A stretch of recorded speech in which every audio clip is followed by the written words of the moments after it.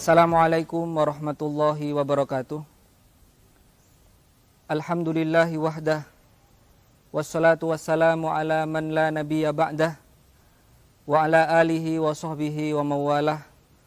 Wa la hawla wa la quwata illa billah. Amma ba'd. Bapak Ibu muslimin muslimat rahimani wa rahimakumullah. Ada salah seorang imam besar yang sampai hari ini ajaran-ajarannya masih terus dipelajari. Imam ini dikenal dengan julukan Imam Darul Hijrah. Beliau adalah Imam Malik bin Anas yang lahir di kota Madinah. Bahkan beliau mendapatkan julukan pada zamannya La yufta wa malikun fil Madinah.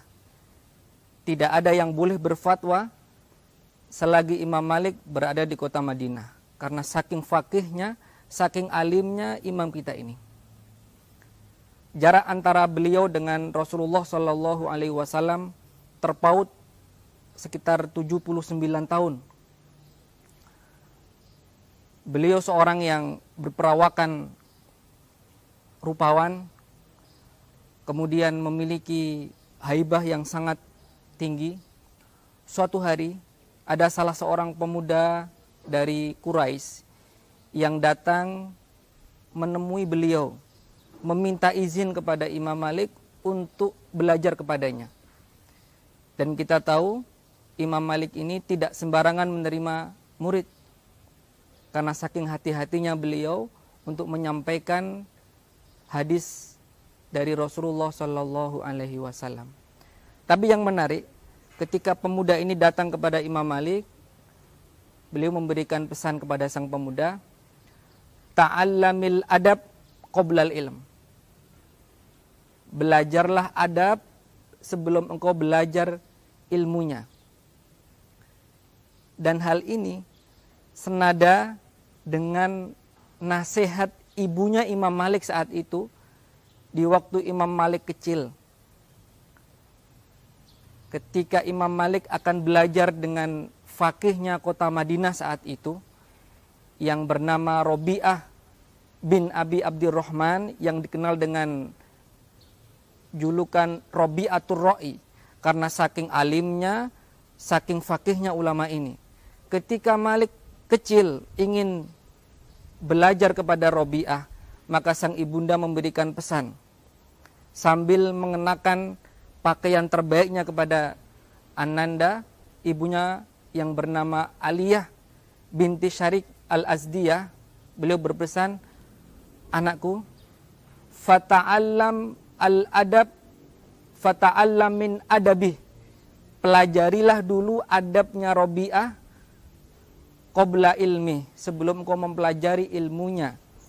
Maka demikianlah para ulama kita, mereka menjadikan adab sebagai pondasi untuk mengokohkan bangunan daripada ilmu itu sendiri. Bagaimana Imam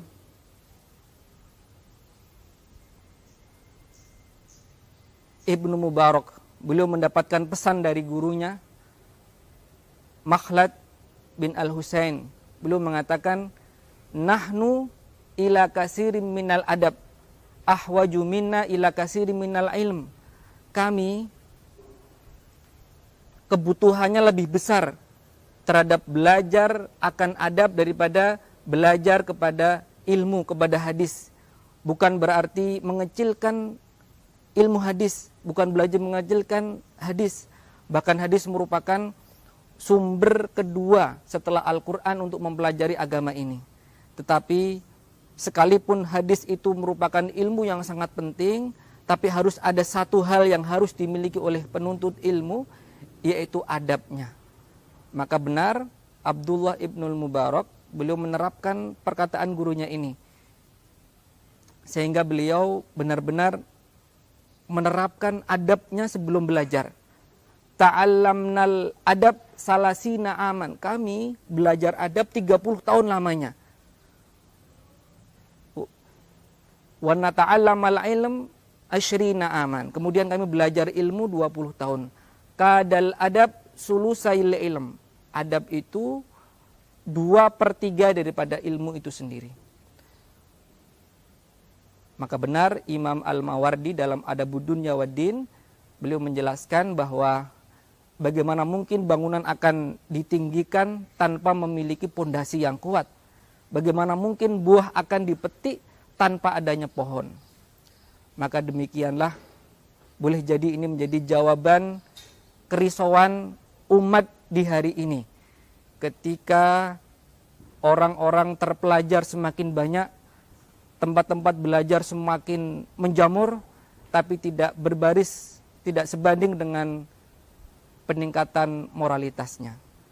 Mudah-mudahan kita selalu memperhatikan adab para ulama ini, kita mencontoh adab-adab mereka, dan menjadikan adab sebagai pondasi daripada ilmu kita.